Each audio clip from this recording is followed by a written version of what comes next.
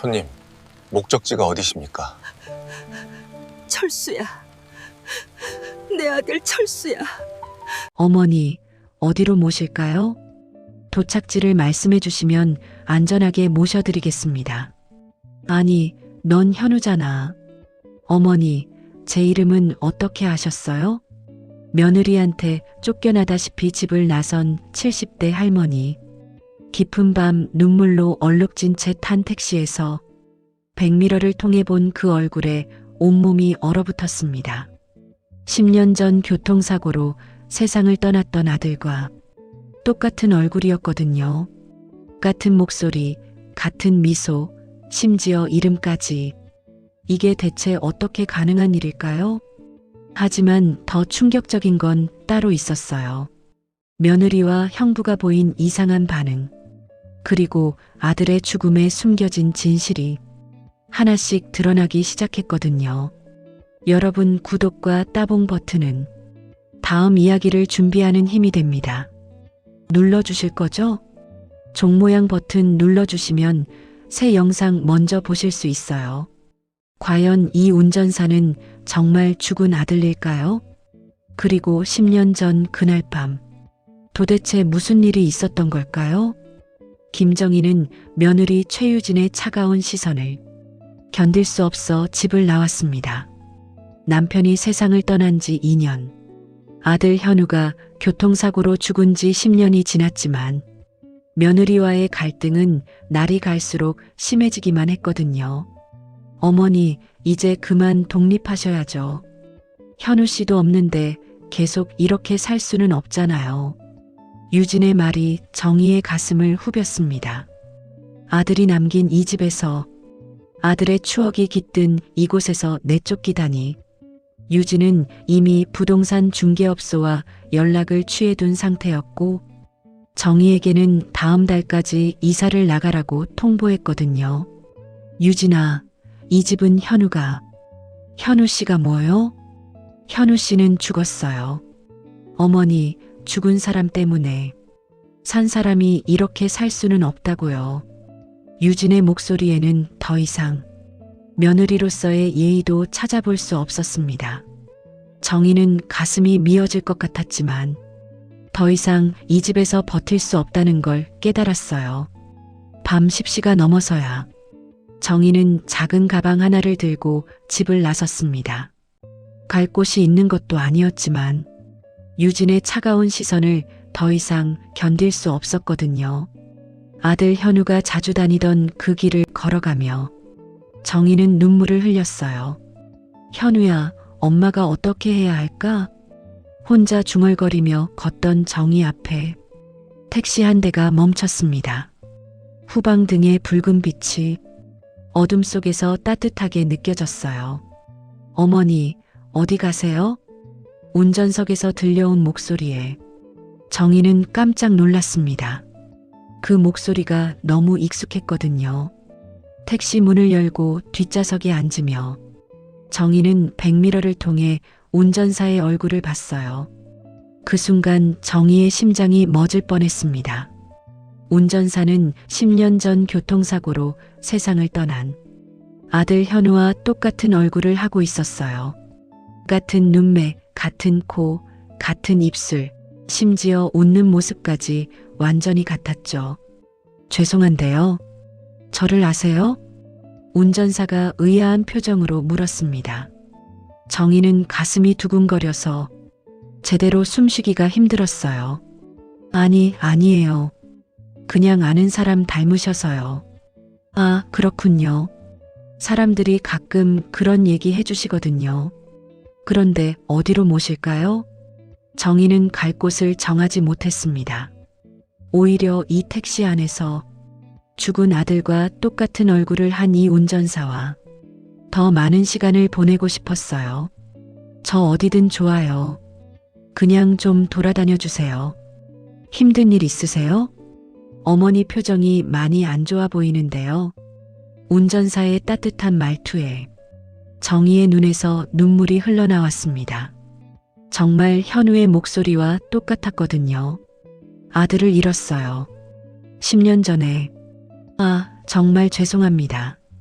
많이 힘드셨겠어요. 운전사는 백미러로 정희를 바라보며 진심으로 위로의 말을 건넸어요. 그 눈빛마저 현우와 같았습니다. 어머니, 제가 봐도 많이 지쳐 보이세요. 따뜻한 차라도 한 잔 드시죠. 택시는 24시간 카페 앞에 멈췄습니다. 운전사가 직접 나와서 정희에게 문을 열어주었어요. 그 순간 정희는 더욱 놀랐습니다. 키도 체형도 심지어 걸음걸이까지 현우와 완전히 같았거든요. 카페에서 따뜻한 커피를 마시며 정희는 운전사를 유심히 관찰했습니다. 손목에 있는 작은 흉터까지 현우와 똑같았어요. 어떻게 이런 일이 가능한 걸까요? 혹시 이름이 뭐예요? 이현우요. 정희는 커피잔을 떨어뜨릴 뻔했습니다. 이름까지 같다니 이건 우연이 아니었어요. 가족은 있어요? 아니요. 천혜고아예요. 어릴 때부터 고아원에서 자랐거든요. 운전사 현우는 담담하게 대답했습니다.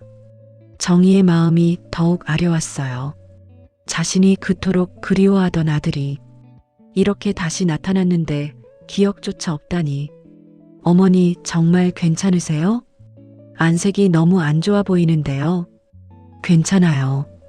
그런데 정말 궁금한 게 있어요. 10년 전에 무슨 일이 있었는지 기억나요? 현우는 잠시 생각하더니 고개를 저었습니다. 잘 모르겠어요. 사실 10년 전 일은 거의 기억이 안 나거든요. 큰 사고를 당해서 머리를 다쳤다고 하더라고요. 정희의 심장이 다시 한번 크게 뛰었습니다. 10년 전 사고, 기억상실, 모든 퍼즐이 맞아떨어지는 것 같았어요. 혹시 가족을 찾고 있지는 않아요? 글쎄요. 찾는다고 해서 찾아질까요? 이제 와서 현우의 목소리에는 체념이 섞여 있었습니다. 정희는 당장이라도 내가 내 엄마야라고 소리치고 싶었지만 참았어요. 너무 갑작스럽게 얘기하면 오히려 현우를 놀라게 할 것 같았거든요. 카페를 나와 다시 택시에 탔을 때 정희는 결심했습니다. 이 아이가 정말 자신의 아들인지 확인해 보기로요. 그리고 만약 정말 현우라면 어떻게든 기억을 되찾게 해주겠다고 다짐했어요. 어머니, 이제 어디로 모실까요? 집으로. 아니, 잠깐만요. 혹시 내일도 택시 운전하세요? 네, 매일 해요. 그럼 내일 또 연락드려도 될까요? 제가 좀 도움이 필요해서요. 현우는 흔쾌히 자신의 연락처를 알려주었습니다. 정희는 그제야 안심이 되었어요. 이제 시작이었습니다. 다음 날 오전 정희는 현우에게 전화를 걸었습니다.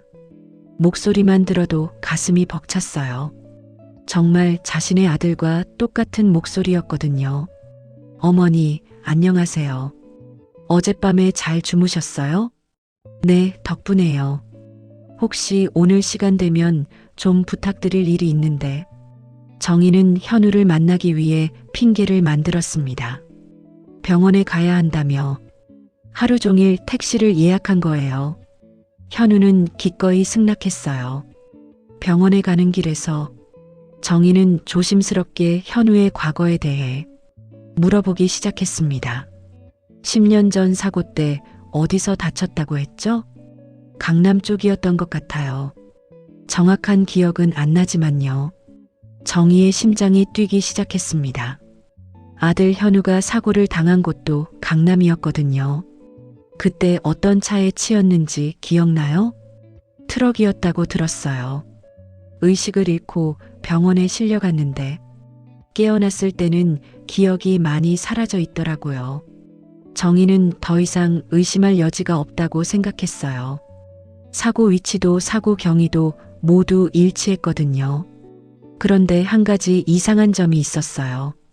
분명 현우는 그 사고로 사망했다고 병원에서 확인을 받았는데 어떻게 살아있을까요? 병원에 도착해서 정희는 예전에 현우를 치료했던 의사를 만났습니다. 하지만 의사는 당황스러운 이야기를 들려주었어요. 이현우 씨는 분명히 사망하셨습니다. 제가 직접 사망 진단서도 작성했고요. 그럼 지금 제가 만나고 있는 이 사람은 누구란 말인가요? 의사는 고개를 저었습니다. 이해할 수 없다는 표정이었어요. 정희는 혼란스러웠지만 포기할 수 없었어요. 택시에서 기다리고 있는 현우를 보며 확신했거든요.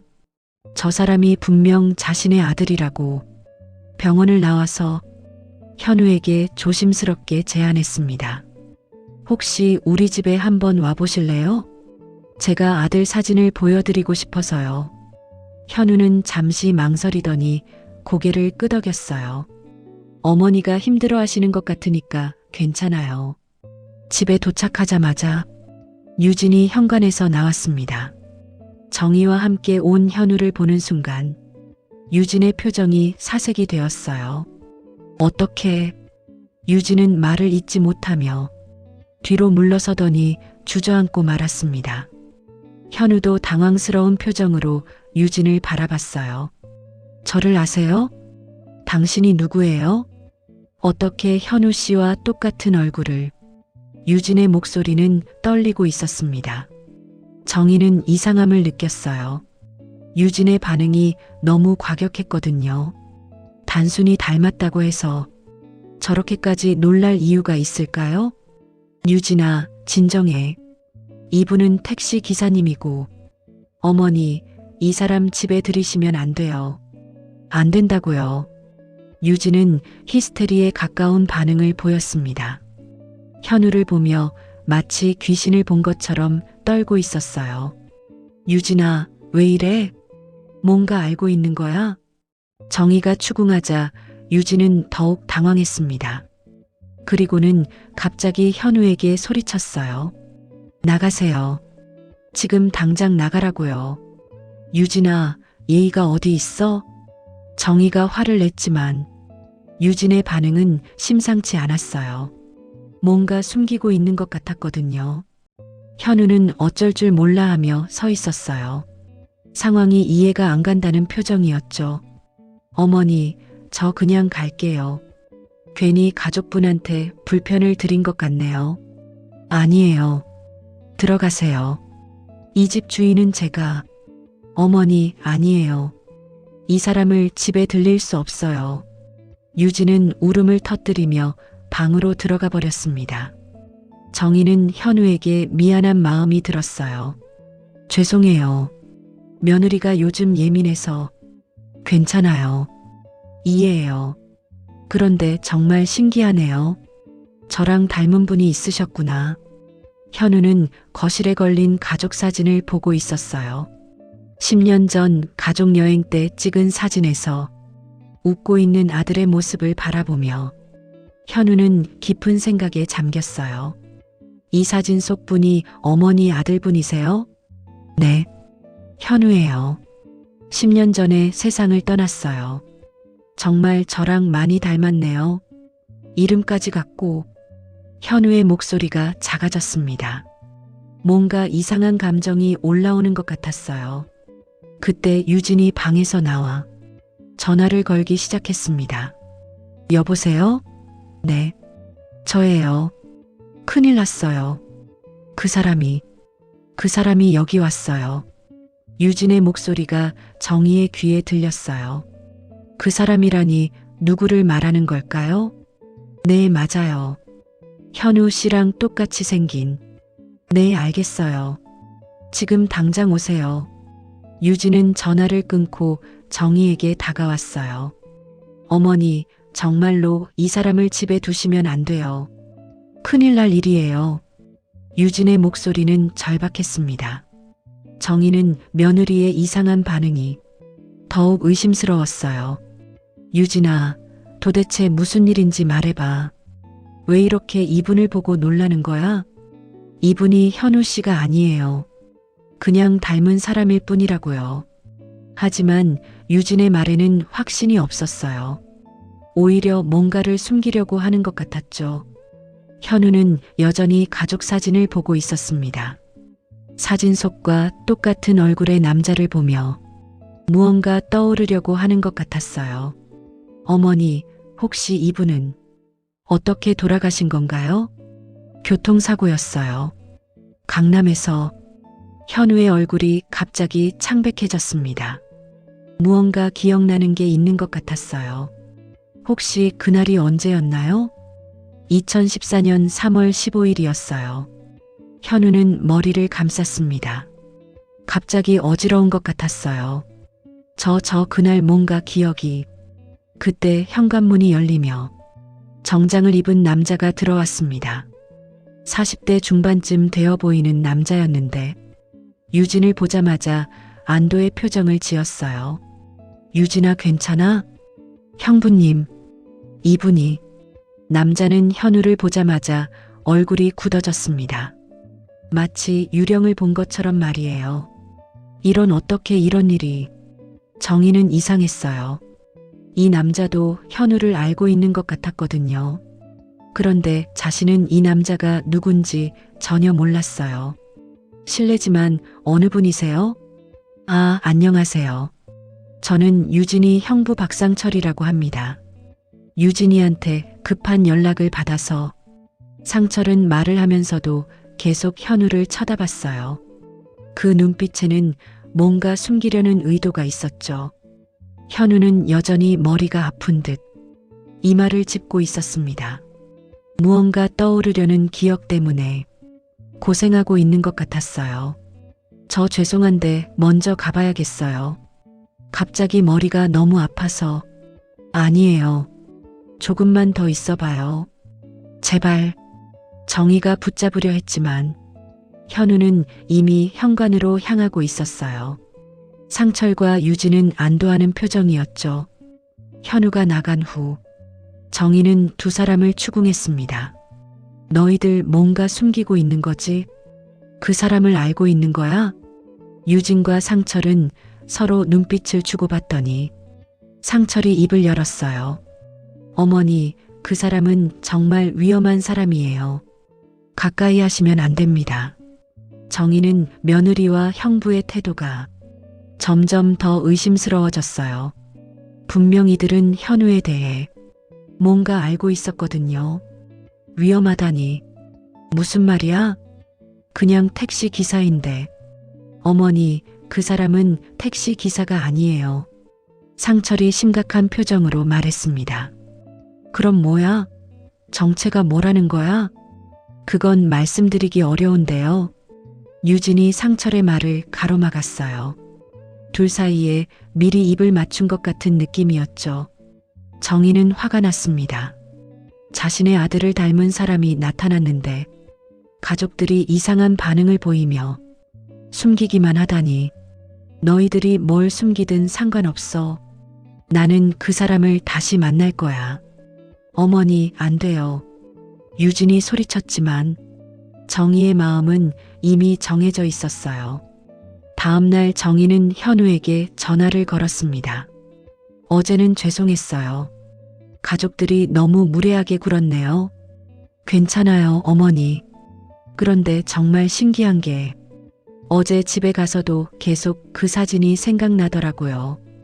현우의 목소리에는 뭔가 변화가 있었어요. 어제보다 더 진지하고 무언가를 고민하는 것 같았죠.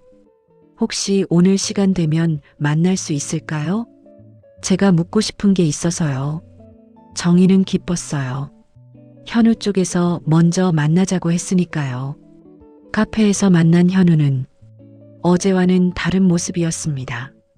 더 진지했고 뭔가 결심한 것 같았어요.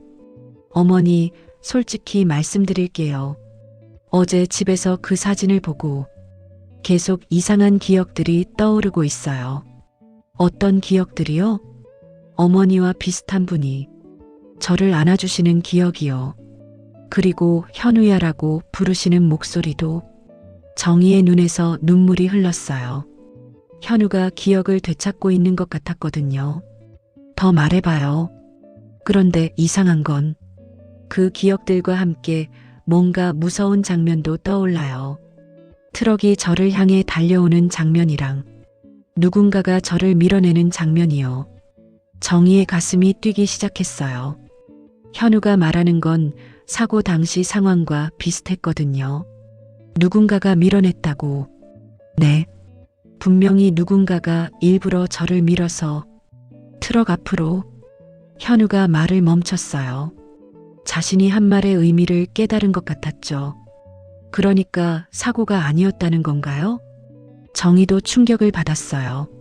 설마 현우의 죽음이 단순한 사고가 아니었다는 건가요?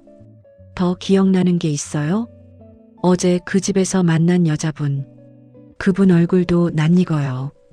그런데 좋은 기억이 아니에요. 뭔가 싸우는 기억이요. 정희는 유진을 말하는 걸 알 수 있었어요. 유진이 그렇게 과격하게 반응한 이유가 있었던 거죠. 그분하고 무슨 일이 있었는지 기억나요? 잘 모르겠어요. 다만 돈 때문에 다툰 것 같아요. 그리고 그 남자분도. 현우는 상처를 말하는 것 같았어요. 어머니, 혹시 제가 정말 어머니 아들일까요? 정희는 더 이상 숨길 수 없었어요. 그럴 가능성이 높아요. 이름도 같고 생긴 것도 같고 사고 날짜까지 맞으니까요. 그럼 왜 저는 죽었다고 되어 있는 거죠? 그리고 왜 기억을 잃었을까요? 이때 현우의 휴대폰이 울렸어요. 모르는 번호였지만 현우는 전화를 받았죠. 여보세요? 전화 넘어서 남자 목소리가 들렸어요. 목소리가 커서 정희에게도 들렸죠. 야, 이현우 어디서 뭐하고 있는 거야? 누구세요? 모르는 척하지 마라.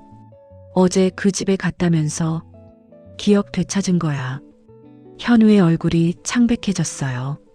상대방이 자신의 행동을 감시하고 있다는 걸 깨달은 거죠. 당신이 누군지 모르겠는데요. 아, 그래. 계속 모르는 척해라. 하지만 명심해라. 괜한 짓 하면 이번엔 정말로 죽는다. 전화가 끊어졌어요. 현우는 손이 떨리고 있었어요. 어머니, 저 정말 위험한 상황에 있는 것 같아요. 누군지 모르는 사람이 위협을 하다니. 경찰에 신고해야 되는 거 아니에요? 아니에요. 뭔가 더 복잡한 문제인 것 같아요. 현우는 잠시 생각하더니 결심한 듯 말했어요. 어머니, 제가 진짜 어머니 아들인지 확인할 방법이 있을 거예요. DNA 검사라든지. 그래요. 그렇게 해봐요. 하지만 정희는 불안했어요. 누군가가 현우를 위협하고 있고 며느리와 형부도 뭔가 숨기고 있으니까요. 집으로 돌아온 정희를 유진이 기다리고 있었어요. 어머니, 또 그 사람 만나셨죠? 그래, 만났어. 그런데 유진아, 너 정말 모른 척 할 거야? 뭘 모른 척 한다는 거예요?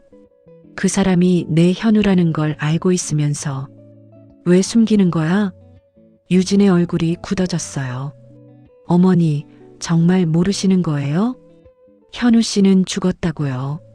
장례식도 치렀잖아요. 그럼 지금 살아있는 저 사람은 뭐야? 몰라요. 가짜든 뭐든. 아무튼 현우 씨가 아니에요. 유진의 목소리에는 확신이 없었어요. 오히려 자신을 설득하려는 것 같았죠. 그날 밤 정희는 현우의 방에서 옛날 물건들을 뒤져봤어요. 혹시 DNA 검사에 쓸 수 있는 게 없을까 싶어서요. 머리카락이 붙은 빗을 찾았을 때 유진이 방에 들어왔어요. 어머니, 뭐 하세요? DNA 검사할 거야. 그래야 확실해질 테니까. 유진은 정희의 손에서 빗을 빼앗았어요. 안 돼요. 그런 검사하시면 안 된다고요. 왜 하면 안 되는데? 그냥 안 되는 거예요. 유진은 울음을 터뜨렸어요. 그 모습을 보며 정희는 확신했죠. 유진이 뭔가 큰 비밀을 숨기고 있다는 걸. 유진아, 너 진짜 뭔가 알고 있는 거지? 현우 죽음에 대해서. 어머니, 제발 그냥 잊어버리세요. 그 사람은 정말 위험한 사람이에요. 위험하다고. 내 아들이 왜 위험해? 현우 씨가 아니라고 했잖아요. 유진은 소리를 지르며 방을 나갔어요. 정희는 혼자 남아 생각했어요. 분명 이 집에는 큰 비밀이 숨겨져 있고 그 비밀이 현우의 죽음과 관련이 있을 거라고요. 다음 날 아침, 정희는 현우에게 전화했지만 받지 않았어요. 계속 전화해도 꺼져 있었죠. 불안해진 정희는 직접 현우가 사는 곳을 찾아가기로 했어요. 택시 회사에 연락해서 현우의 주소를 알아낸 후 정희는 그곳으로 향했어요. 하지만 그곳에 도착했을 때 이상한 광경을 목격했습니다. 현우의 집 앞에 검은 승용차 몇 대가 세워져 있었고 정장을 입은 남자들이 서성이고 있었어요. 그들은 마치 현우를 기다리는 것 같았죠. 정희는 멀리서 상황을 지켜봤어요.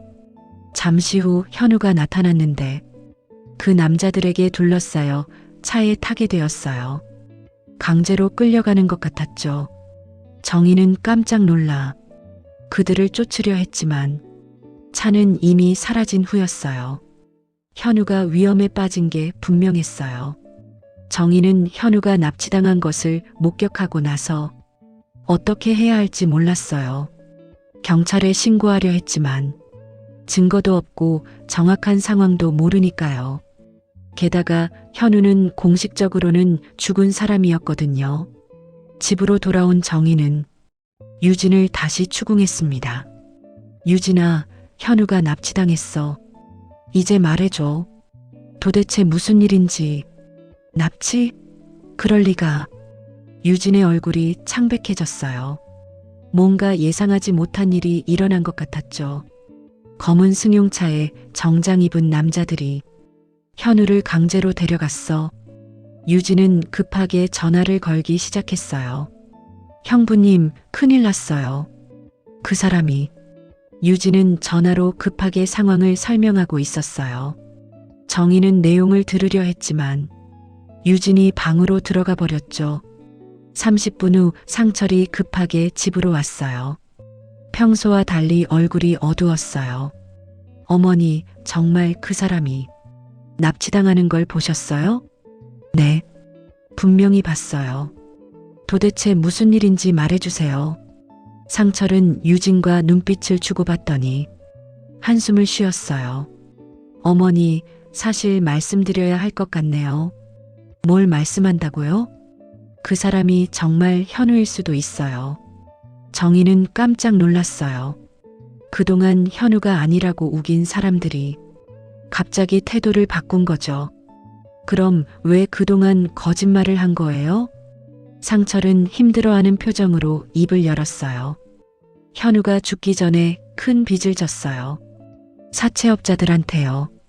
사채? 네.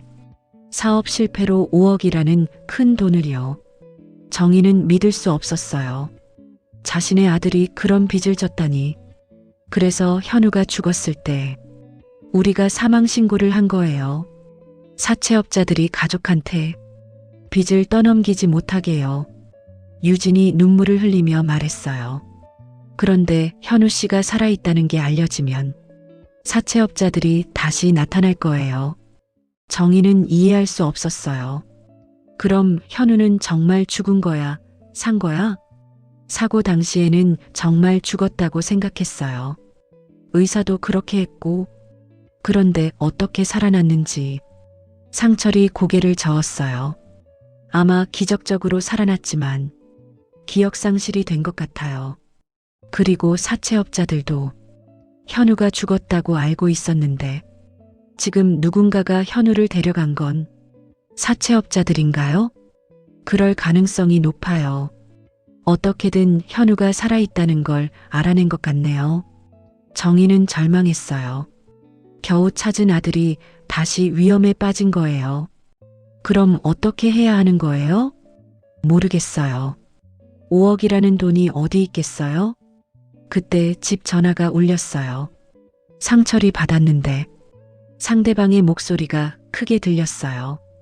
이현우의 가족이지. 놈이 살아있더라고. 누구십니까? 그런 건 중요하지 않아.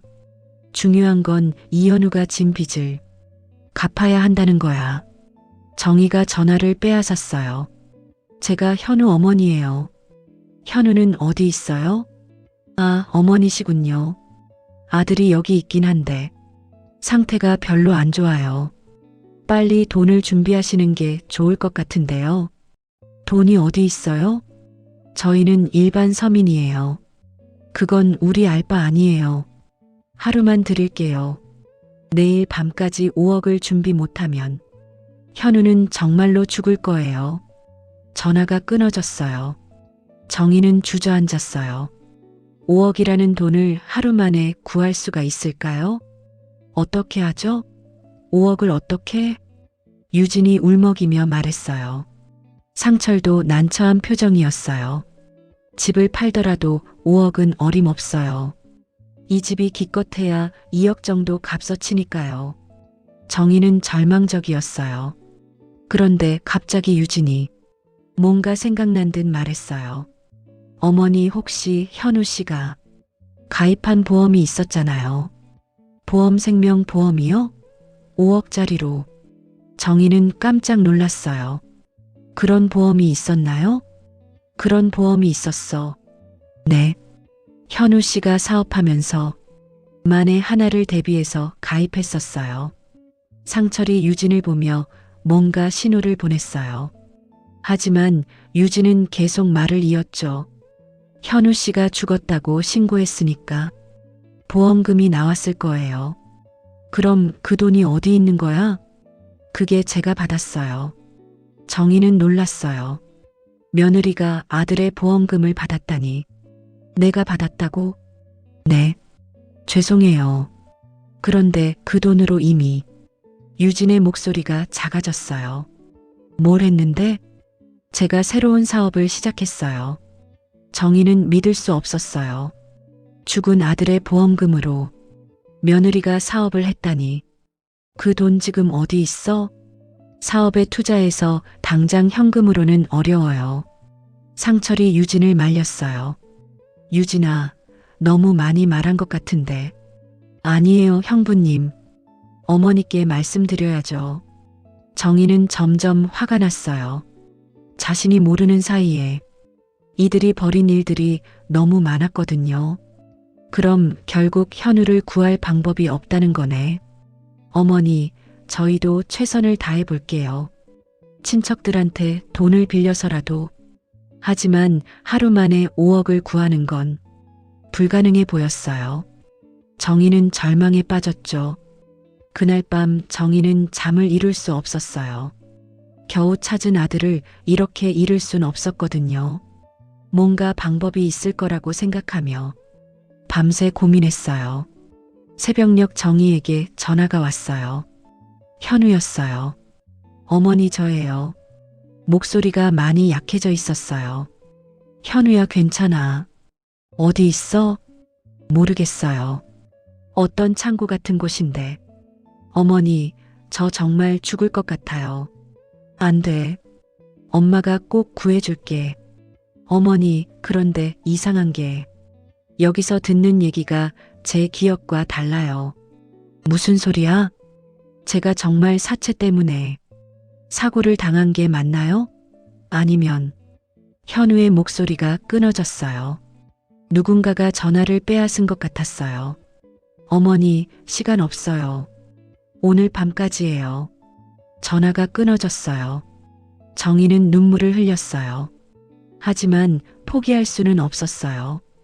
아들을 구하기 위해서라면 뭐든지 해야 했거든요. 유진아, 내가 한 사업이 정확히 뭐야? 카페요. 강남에 카페를 냈어요. 카페 하나가 5억이나 들어. 유진이 머뭇거렸어요. 뭔가 더 말하고 싶지 않아 하는 것 같았죠. 사실 카페만 한 게 아니라 상철이 유진을 말렸지만 정희의 추궁에 유진은 결국 입을 열었어요. 형부님과 함께 부동산 투자도 했어요. 부동산? 네. 재개발 예정 지역의 건물을. 정희는 점점 이해가 안 됐어요. 며느리와 형부가 왜 그런 투자를 했는지 말이에요. 그럼 그 돈을 당장 빼면 되잖아. 그게 쉽지 않아요. 계약서도 복잡하고 그때 상철의 휴대폰이 울렸어요. 전화를 받더니 얼굴이 굳어졌죠. 네, 알겠습니다. 지금 가겠습니다. 전화를 끊은 상철이 유진에게 뭔가 신호를 보냈어요. 누구였어요? 회사에서 급한 일이 생겼다고 하네요. 상철은 서둘러 나갔어요. 정희는 뭔가 이상함을 느꼈죠. 혼자 남은 유진에게 정희는 다시 물었어요. 유진아, 너희가 숨기는 게 더 있지? 어머니 정말 아무것도. 현우 사고가 정말 단순한 사고였어? 아니면 다른 이유가 있었던 거야?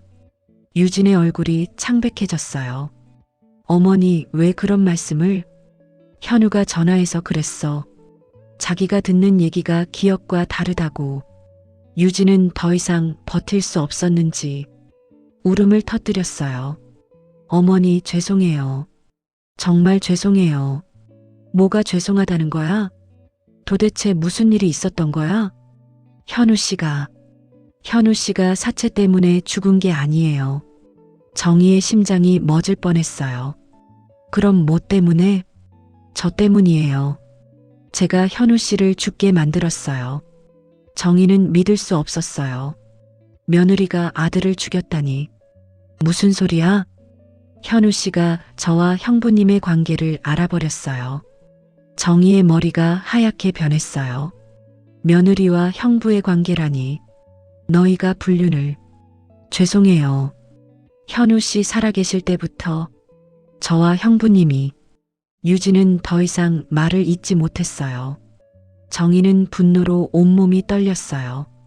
그래서 현우 씨가 이혼하자고 했어요. 그리고 위자료도. 저희는 그럴 수 없었어요. 형부님 회사도 어려운 상황이었고 정희는 진실을 깨달았어요. 아들이 단순한 사고로 죽은 게 아니라는 걸. 그래서 현우를 죽인 거야? 직접 죽인 건 아니에요. 하지만 그날 현우 씨와 만나기로 했던 건 저였어요. 형부님이 있는 곳으로 현우 씨를 불러냈어요. 그리고 형부님이 현우 씨와 말다툼을 하다가 현우 씨를 밀쳤어요. 그때 마침 트럭이. 정희는 더 이상 들을 수 없었어요. 자신의 아들이 며느리와 형부의 불륜 때문에 죽었다니. 너희들이 내 아들을 죽인 거야. 어머니, 정말 실수였어요. 형부님도 현우 씨가 죽을 거라고는. 실수라고. 정희는 유진을 때리려 했지만 유진이 급하게 피했어요. 어머니, 진정하세요. 지금은 현우 씨를 구하는 게 중요하잖아요. 현우를 구하겠다고? 너희가? 어머니, 저희도 현우 씨가 살아있다는 걸 알고 놀랐어요. 그런데 이제 와서 진실이 밝혀지면 유진의 진짜 속마음이 드러났어요. 자신들의 죄가 밝혀질까봐 두려워하는 거였죠. 그래서 현우를 또 없애려는 거야? 아니에요. 그런 게 아니라 사채업자들이 현우 씨를 데려간 건 정말이에요. 저희가 한 게 아니에요. 정희는 더 이상 이들을 믿을 수 없었어요. 아들을 죽인 사람들이 이제 와서 아들을 구하겠다고. 나가. 지금 당장 내 집에서 나가. 어머니 혼자서는 현우 씨를 구할 수 없어요. 저희가 도와줘야. 너희가 도움이 된다고. 정희는 유진을 내쫓았어요. 혼자 남은 후 정희는 진실을 정리했어요. 아들은 10년 전 며느리와 형부에게 죽임을 당했고 기적적으로 살아났지만 기억을 잃었어요. 그런데 이제 진짜 사채업자들에게 붙잡혔고 며느리와 형부는 자신들의 죄가 드러날까봐 두려워하고 있었죠. 정희는 결심했어요. 혼자서라도 아들을 구하겠다고. 그리고 며느리와 형부의 죄를 반드시 밝혀내겠다고요. 먼저 정희는 현우가 말했던 창고를 찾기 시작했어요. 사채업자들이 주로 사용하는 곳들을 인터넷으로 찾아보고 직접 발로 뛰며 확인했죠. 오후가 되어서야 정희는 한 곳을 발견했어요. 외진 공장 지대에 있는 폐창고였는데 검은 승용차들이 세워져 있었어요. 정희는 조심스럽게 창고에 접근했어요. 창문 틈으로 들여다보니 현우가 의자에 묶여 있는 게 보였어요. 얼굴에 상처가 있었고 많이 지쳐 보였죠. 현우야. 정희는 눈물이 났지만 아들을 구하기 위해 용기를 냈어요. 창고 뒷문으로 들어가려는 순간 누군가가 정희의 어깨를 잡았어요. 어머니, 여기서 뭐 하세요? 뒤돌아보니 상철이었어요. 정희는 깜짝 놀랐어요. 당신이 왜 여기 있어? 어머니가 혼자 나서시면 위험하다고 해서 따라온 거예요. 하지만 정희는 의심스러웠어요. 상철이 어떻게 자신이 여기 있다는 걸 알았을까요? 당신이 사채업자들과 연결되어 있는 거야? 뭔 소리예요? 저도 현우를 구하려고. 그때 창고에서 남자들이 나왔어요. 정희와 상철을 발견하고는 다가왔죠. 야, 이 할머니가 누구야? 현우 어머니 같은데. 남자들이 정희와 상철을 창고 안으로 끌고 들어갔어요. 현우는 정희를 보고 놀랐어요. 어머니, 왜 여기까지? 현우야, 괜찮아? 형님, 이 할머니가 돈 가져온 건가요? 사채업자의 우두머리로 보이는 남자가 물었어요. 아니요. 돈은 못 구했을 거예요. 상철이 대답했어요. 정희는 이상했어요. 상철이 왜 사채업자들과 익숙하게 대화하는 걸까요? 그럼 어쩌지? 약속 시간은 다 됐는데. 조금만 더 기다려주세요. 분명 방법이 있을 거예요. 정희는 깨달았어요. 상철이 사채업자들과 짜고 있다는 걸. 당신이 사채업자들과 한패야. 상철은 더 이상 숨기지 않았어요. 어머니, 이해해 주세요. 저희도 어쩔 수 없는 상황이었어요. 뭐가 어쩔 수 없어? 현우가 기억을 되찾으면 저희는 끝이에요. 살인죄로 진실이 드러났어요. 상철과 유진이 사채업자들과 짜고 현우를 다시 없애려는 계획이었던 거예요. 그럼 진짜 사채는? 그건 거짓말이에요. 현우는 사채를 진 적이 없어요. 현우는 충격을 받았어요. 자신을 구하려던 사람들이 실제로는 자신을 해치려 했다는 걸 깨달은 거죠. 그럼 제 기억이 맞는 건가요? 형부님이 저를 밀어서 미안하다 현우야. 정말 실수였어. 상철이 사과했지만 이미 늦었어요. 현우는 모든 것을 기억해냈어요. 10년 전 그날의 진실을 말이에요. 현우의 기억이 돌아왔어요. 10년 전 그날 유진이 급하게 만나자고 연락을 했고 상철이 있는 강남의 한 빌딩으로 갔었죠. 그곳에서 유진과 상철의 불륜을 목격했고 이혼을 요구했어요. 그러자 상철이 흥분해서 자신을 밀쳤고 그 바람에 트럭 앞으로 떨어졌던 거예요. 그런데 어떻게 살아났어요? 현우가 물었어요. 병원에서 내가 죽었다고 했는데 정희도 궁금했어요. 그건 제가 의사한테 부탁했어요. 상철이 고백했어요. 부탁했다고. 현우가 의식불명 상태였는데 의사가 살아날 가능성이 거의 없다고 했어요. 그래서 제가 돈을 주고 사망 진단서를 허위로 작성해 달라고 했어요. 왜? 그래야 살인 혐의를 벗을 수 있으니까요. 현우가 죽었다고 하면 사고사로 처리되잖아요. 정희는 분노했어요. 이들이 아들의 생명을 가지고 장난을 쳤다니. 그런데 현우가 기적적으로 깨어났고 기억상실이 된 거예요. 의사가 연락을 해줬어요. 그럼 그때 가족한테 알려줬어야 되는 거 아니야? 저희는 무서웠어요. 현우가 기억을 되찾으면 저희가 감옥에 가니까요. 상철과 유진은 현우가 기억을 잃었다는 걸 다행으로 여기고 아예 다른 신분으로 살게 했던 거예요. 고아원 출신이라는 가짜 신원도 만들어주고요. 그런데 어떻게 저를 감시했어요? 현우가 물었어요. 의사를 통해서 정기적으로 상황을 보고받았어요. 기억이 돌아오는 기미가 보이면 연락받기로 했고요. 그럼 제가 어머니를 만난 것도 의사가 연락했어요. 현우가 자꾸 과거 기억에 대해 물어본다고요. 정희는 모든 퍼즐이 맞춰지는 걸 느꼈어요. 이들이 얼마나 치밀하게 계획했는지 알 수 있었죠. 그래서 오늘 이런 연극을 한 거야.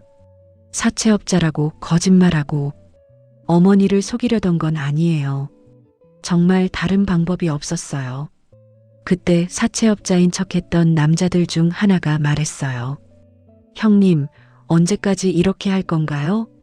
빨리 처리하죠. 이들은 진짜 사채업자가 아니라 상철이 고용한 사람들이었어요. 현우를 완전히 없애버리려는 계획이었죠. 잠깐 다시 생각해 봅시다. 상철이 망설이고 있었어요. 현우가 기억을 되찾은 지금 더 이상 숨길 수가 없었거든요. 하지만 현우를 죽이기에는 너무 많은 사람들이 연루되어 있었어요. 형부님, 이제 그만해요. 저는 어머니만 살려주시면 돼요. 현우가 말했어요. 내가 살아있으면 저희는 끝이야. 그럼 경찰에 자수하세요. 더 이상 죄를 키우지 말고요. 정희가 현우의 말에 동의했어요. 그래, 이미 한 명 죽였는데 또 죽일 거야? 어머니는 몰라요. 저희가 얼마나 힘들었는지. 상철이 소리쳤어요. 그동안 쌓인 스트레스가 폭발한 것 같았어요. 현우 때문에 저희가 얼마나 고생했는데요. 현우 때문이라고. 내가 불륜을 한 거잖아. 현우가 너무 고지식했어요. 조금만 눈 감아주면 될걸. 상철의 진심이 드러났어요. 전혀 반성하지 않고 있었던 거죠. 그때 창고 밖에서 소음이 들렸어요. 누군가 접근하는 것 같았어요. 경찰이다. 다 나와. 진짜 경찰이 나타났어요. 상철과 가짜 사채업자들은 당황했어요. 누가 신고한 거야? 저예요. 유진이 나타났어요. 정희와 상철은 깜짝 놀랐어요. 유진아, 내가 왜? 형부님, 이제 그만해요. 더 이상 죄를 키울 수는 없어요. 유진은 결국 양심의 가책을 이기지 못하고 경찰에 신고했던 거예요. 너도 같이 감옥에 가게 되는 거야. 알아요. 하지만 이렇게 살 수는 없어요. 경찰이 창고에 들어오며 모든 사람을 체포했어요. 상철은 끝까지 저항했지만 이미 게임은 끝났어요. 현우와 정희는 구조되었고 10년 만에 진실이 밝혀졌어요. 병원에서 현우는 치료를 받았어요. 다행히 큰 부상은 없었고 기억도 완전히 돌아왔어요. 어머니 정말 죄송해요. 10년 동안 걱정 끼쳐드려서. 아니야 현우야. 내가 살아있는 것만으로도 고마워. 정희는 눈물을 흘렸어요. 아들을 되찾은 기쁨과 그동안의 고통이 한꺼번에 밀려왔거든요. 그런데 어머니, 제가 기억상실이었을 때 만난 기억이 있어요. 어머니가 택시에서 울고 계셨죠? 그래. 그때 널 처음 봤어. 신기해요. 기억을 잃었는데도 어머니를 알아본 것 같아요. 핏줄이니까 그렇겠지. 모자는 다시 만난 기쁨을 나누었어요. 하지만 아직 끝나지 않은 일들이 있었어요. 유진과 상철은 경찰서에서 조사를 받았어요. 살인 미수와 보험금 사기, 그리고 허위 사망 신고 등 여러 죄목이 적용되었죠. 유진 씨, 왜 마지막에 신고를 하셨나요? 경찰이 물었어요. 양심의 가책을 이길 수 없었어요. 현우 씨를 한번 죽게 만든 것도 모자라 또 죽이려 한다니. 저도 사람이거든요. 유진은 모든 죄를 고백했어요.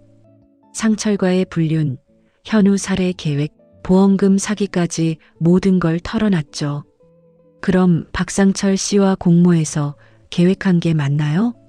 처음에는 정말 실수였어요. 하지만 현우 씨가 죽자 저희는 그냥 묻어버리기로 했어요. 그리고 보험금까지. 유진의 고백으로 상철도 더 이상 부인할 수 없었어요. 며칠 후 현우는 퇴원했어요. 집으로 돌아가는 길에 정희는 현우에게 물어봤어요. 현우야, 앞으로 어떻게 살 거야? 다시 시작해야죠. 10년을 잃었으니까 어머니와 함께요. 유진이는 용서할 수 있어? 현우는 잠시 생각했어요. 용서는 시간이 필요할 것 같아요. 하지만 복수는 하지 않을 거예요. 이미 법의 심판을 받고 있으니까요. 정희는 아들의 성숙한 모습에 감동했어요. 10년 동안 혼자 살면서 많이 성장한 것 같았거든요. 집에 도착했을 때 이웃들이 나와서 현우를 반겼어요. 현우가 살아있다는 소식이 동네에 알려진 거죠. 어머, 현우 아니야. 어떻게 살아있어? 정말 신기하네.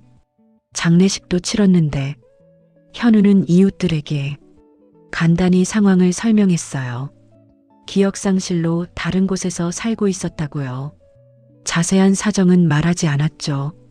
집에서 저녁을 먹으며 정희와 현우는 앞으로의 계획을 세웠어요. 집은 어떻게 할까? 유진이 명의로 되어 있는데 법적으로 정리가 되면 다시 돌아올 수 있을 거예요. 아니면 새로운 곳에서 시작해도 되고요. 보험금은 돌려받을 수 있을 거예요. 사기니까요. 현우는 새로운 시작에 대한 희망을 가지고 있었어요. 10년을 잃었지만 이제 진짜 인생을 살 수 있게 되었으니까요. 재판이 시작되었어요. 상철과 유진의 사건은 언론에도 큰 관심을 받았죠. 죽은 줄 알았던 사람이 살아서 나타나 범인들을 고발한다는 내용이 화제가 되었거든요. 현우는 법정에서 증언했어요. 10년 전 그날 아내가 급하게 만나자고 연락했습니다. 형부님과 상의할 일이 있다며 강남의 빌딩으로 오라고 했어요. 그곳에서 무엇을 목격하셨나요? 아내와 형부님이 부적절한 관계에 있다는 걸 알게 되었습니다. 그 후 어떤 일이 일어났나요? 저는 이혼을 요구했습니다. 그러자 형부님이 흥분하며 저를 밀쳤고 그 바람에 도로로 떨어져 트럭에 치였어요. 현우의 증언은 명확했어요. 기억이 완전히 돌아온 상태였거든요. 유진도 증언대에 섰어요. 모든 게 제 잘못입니다. 현우 씨한테 죄송하고 어머님께도 용서를 구하고 싶어요. 그럼 처음부터 계획된 살인이 아니었나요? 아니에요. 정말 실수였어요. 하지만 현우 씨가 죽자 저희는 그냥 덮어버리기로 했어요. 그리고 보험금까지. 유진은 눈물을 흘리며 모든 죄를 인정했어요. 상철은 끝까지 억울하다고 주장했어요. 현우를 죽이려던 게 아닙니다. 정말 실수였어요. 그럼 왜 허위 사망 신고를 했나요? 그건 잘못 생각한 거예요. 무서워서 그랬어요. 하지만 상철의 변명은 받아들여지지 않았어요. 증거와 증언이 너무 명확했거든요. 법정에서 가장 충격적인 순간은 의사의 증언이었어요. 허위 사망 진단서를 작성했던 의사 말이에요. 박상철 씨가 돈을 주며 사망 진단서를 허위로 작성해 달라고 했습니다. 얼마를 받으셨나요? 2천만 원이었습니다. 환자가 살아있는 상태에서요? 네. 의식 불명이긴 했지만 생명 징후는 있었습니다. 하지만 살 가능성이 매우 낮다고 판단했었어요. 의사의 증언으로 상철의 계획적 범행이 입증되었어요. 정희도 증인으로 나섰어요. 10년 동안 아들이 죽었다고 생각하며 살았습니다. 며느리는 아들의 보험금으로 사업을 하면서도 제게는 집에서 나가라고 했어요. 정희의 증언에 법정이 숙연해졌어요. 재작년에 남편마저 세상을 떠나고 혼자가 되었을 때 며느리는 저를 더욱 차갑게 대했습니다. 아들이 남긴 집에서조차 살 수 없게 했어요. 그 과정에서 어떤 심정이셨나요? 죽고 싶었습니다. 아들도 남편도 없는데 며느리마저 저를 버린다고 생각했거든요. 그런데 그 모든 게 거짓이었다니. 정의의 증언에 방청석에서도 눈물을 흘리는 사람들이 있었어요. 재판부는 상철에게 징역 15년, 유진에게 징역 8년을 선고했어요. 의사도 의료법 위반으로 처벌받았고 가짜 사채업자 역할을 한 사람들도 모두 처벌받았죠. 판결이 나온 후 현우와 정희는 법정 밖으로 나왔어요. 현우야, 이제 정말 끝난 것 같아. 내 어머니 이제 새로 시작해요. 하지만 아직 해결할 일들이 남아 있었어요. 보험금 환수와 재산 정리, 그리고 현우의 신원 회복 등등. 며칠 후 정희와 현우는 보험회사를 찾아갔어요. 저희가 받은 보험금을 돌려드리러 왔어요. 보험회사 직원은 깜짝 놀랐어요. 돌려드린다고요? 네. 제가 죽지 않았으니까.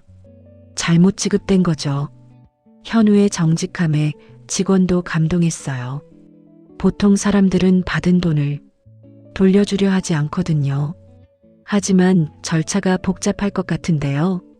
법적으로 검토가 필요하고 시간이 얼마나 걸리든 상관없어요. 제가 받을 돈이 아니니까요. 보험금 문제는 법원을 통해 해결되기로 했어요. 유진이 사업에 투자한 돈도 회수해서 보험회사에 돌려주기로 했죠. 집으로 돌아온 현우는 자신의 방을 둘러봤어요. 10년 전 그대로 보존되어 있었거든요. 어머니, 제 방을 그대로 놔두셨네요. 매일 청소했어. 혹시나 해서. 정의의 모성애에 현우는 또 한 번 감동했어요. 이제 정말 집에 온 느낌이에요. 그날 밤 현우는 오랜만에 자신의 방에서 잤어요. 10년 만에 집으로 돌아온 거죠. 하지만 모든 게 예전 같을 수는 없었어요. 10년 동안 현우가 없는 동안 많은 게 변했거든요. 다음 날 현우는 예전 직장 동료들을 만났어요. 그들도 현우가 살아있다는 소식을 듣고 깜짝 놀랐죠.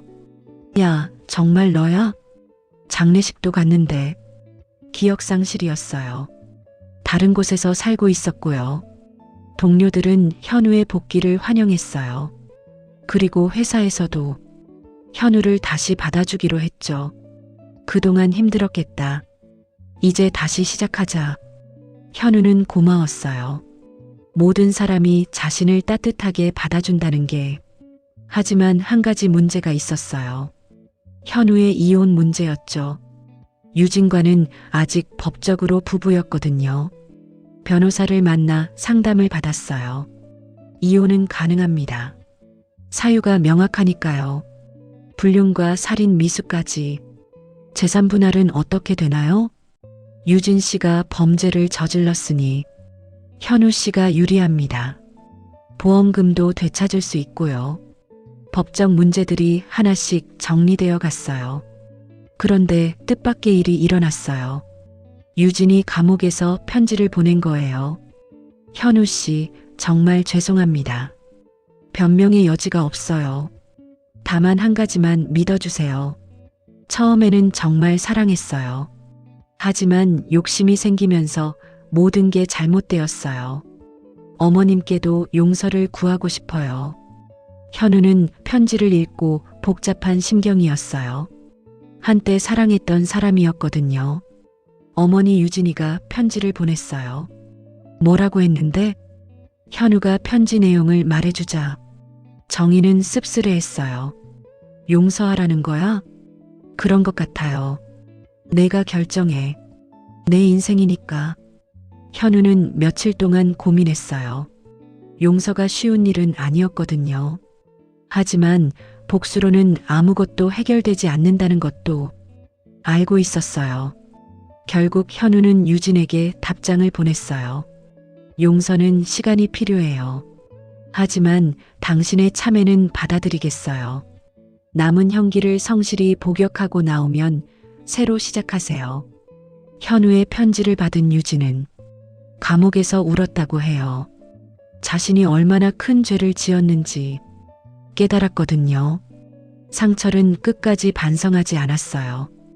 오히려 현우를 원망하는 편지를 보냈죠. 현우는 그 편지를 읽지 않고 버렸어요.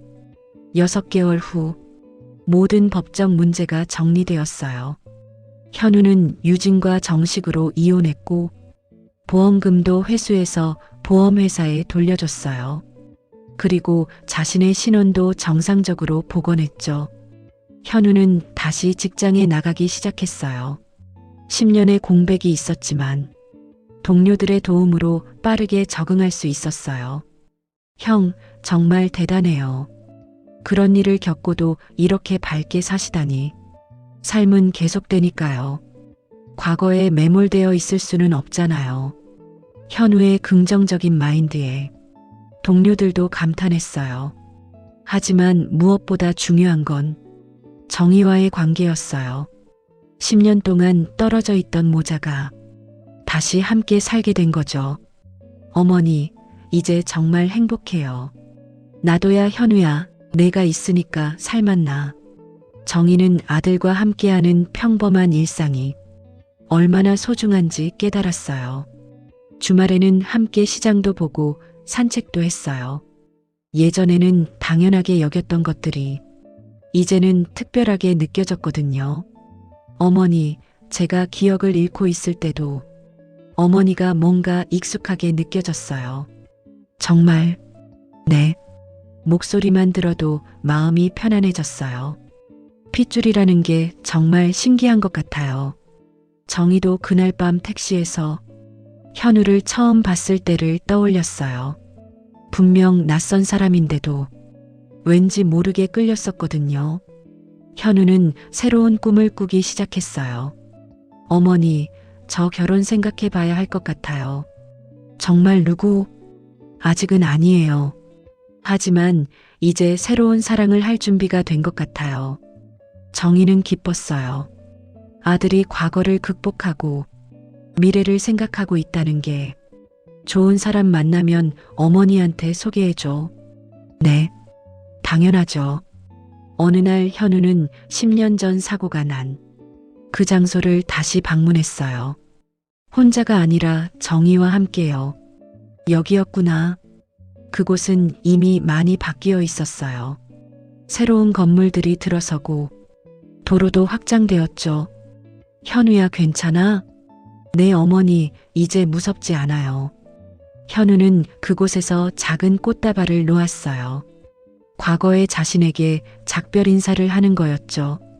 이제 정말 새로 시작하는 거야. 내 어머니. 돌아오는 길에 현우는 예전에 택시를 몰던 회사를 지나쳤어요. 기억상실 시절에 10년 동안 일했던 곳이었죠. 어머니, 잠깐 들를 곳이 있어요. 택시 회사 사장은 현우를 보고 깜짝 놀랐어요. 야, 현우야, 어떻게 된 거야? 갑자기 사라져서. 현우는 간단히 상황을 설명했어요. 기억을 되찾아서 가족에게 돌아갔다고요. 그래도 인사는 하고 가야지. 10년 동안 고마웠어요. 뭘 우리가 고마워해야지. 성실하게 일해줘서. 사장은 현우에게 작은 선물을 건넸어요. 기념품이라며요. 힘든 일 있으면 언제든지 연락해. 우리는 가족이야. 현우는 고마웠어요. 기억을 잃은 상태에서도 자신을 가족처럼 대해준 사람들이 있었다는 게. 집으로 돌아와서 정희와 현우는 저녁을 준비했어요. 오랜만에 함께 요리를 하면서 이런저런 이야기를 나눴죠. 현우야, 내가 돌아와서 정말 다행이야. 저도 어머니를 다시 만나서 정말 기뻐요. 그런데 어머니, 왜? 저 택시 기사였을 때 어머니를 처음 만난 날 기억하세요? 물론이지. 평생 잊을 수 없어. 그때 어머니가 오시던 모습을 보고 정말 마음이 아팠어요. 왜 그런지 몰랐는데 지금 생각해보니 피가 통하는 가족이었으니까 그랬나 봐요. 정희는 눈물이 났어요. 아들이 기억을 잃었을 때도 모정을 느꼈다는 게, 그래, 엄마도 그때부터 뭔가 이상했어. 왜 이렇게 마음이 끌리는지. 모자는 운명적인 재회를 다시 한번 되새겼어요. 며칠 후 현우는 새로운 소식을 가지고 집에 돌아왔어요. 어머니, 좋은 소식이 있어요. 무슨 소식? 회사에서 승진시켜준대요. 그리고 새로운 프로젝트도 맡겨주고요. 정희는 기뻤어요. 아들이 다시 사회에 자리를 잡아가고 있다는 게 정말 잘 됐다. 우리 현우가 최고야. 그리고 또 다른 소식도 있어요. 뭔데? 회사 후배 중에 좋은 사람이 있어요. 어머니께 소개해드리고 싶은데. 정희는 웃었어요. 아들이 새로운 사랑을 시작하려 한다는 게 기뻤거든요. 그래. 어떤 사람인데? 착하고 따뜻한 사람이에요. 제 이야기를 들어도 전혀 놀라지 않았어요. 그럼 언제 한번 만나보자. 현우는 행복했어요. 어머니의 허락을 받은 것 같아서요. 그날 밤 정희와 현우는 거실에 앉아 차를 마시며 이야기했어요. 현우야, 정말 긴 여행이었네. 네. 하지만 이제 집에 왔으니까 괜찮아요. 앞으로는 어떤 일이 있어도 떨어지지 말자. 당연하죠. 저는 어머니가 가장 소중해요. 정희는 만족했어요. 아들을 잃었다가 다시 찾은 기적에 감사했거든요. 창문 밖으로 보이는 달빛이 따뜻했어요. 모든 고통과 시련을 견뎌낸 모자에게 평화로운 시간이 찾아온 거예요. 현우야, 내일은 뭐 할 거야? 어머니와 함께 시간 보내려고요. 그리고 새로운 하루를 시작하는 거죠. 정희는 웃었어요. 아들과 함께하는 평범한 일상이 세상에서 가장 소중하다는 걸 깨달았거든요. 10년 만에 다시 만난 모자의 새로운 시작. 그들에게는 이제 희망찬 미래만이 남아 있었어요. 여러분, 오늘 이야기 어떠셨어요? 정말 파란만장한 가족의 이야기였죠. 죽었다고 생각했던 아들이 살아서 돌아오는 것도 기적인데 그 뒤에 숨겨진 진실들이 하나씩 밝혀지면서 더욱 충격적이었어요. 며느리와 형부의 배신, 그리고 그들의 탐욕이 얼마나 많은 사람들을 고통스럽게 만들었는지 정말 안타까웠습니다. 하지만 이 이야기에서 가장 아름다웠던 건 정희 어머니와 현우의 모정과 효성이었어요. 핏줄의 끈이라는 게 정말 신기해요. 기억을 잃은 상태에서도 서로를 알아보는 그 순간들, 그리고 서로를 위해 목숨을 걸고 싸우는 모습들이 정말 감동적이었거든요. 이 이야기를 통해 우리가 얻을 수 있는 교훈은 무엇일까요? 첫째는 가족의 소중함이에요.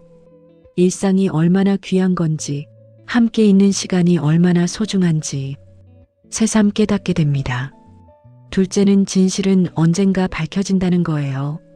아무리 교묘하게 숨기고 거짓말을 해도 결국 진실은 드러나게 되어 있어요. 셋째는 용서의 힘이에요. 현우가 보여준 성숙한 용서의 모습이 정말 인상적이었어요.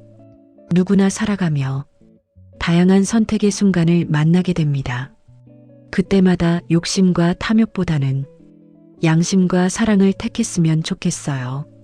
그리고 가족이 있다면 그 소중함을 잊지 말고 매일매일 감사하며 살아갔으면 합니다. 여러분께도 오늘 이야기가 작은 위로와 지혜가 되었으면 좋겠습니다. 그리고 구독과 좋아요도 부탁드려요.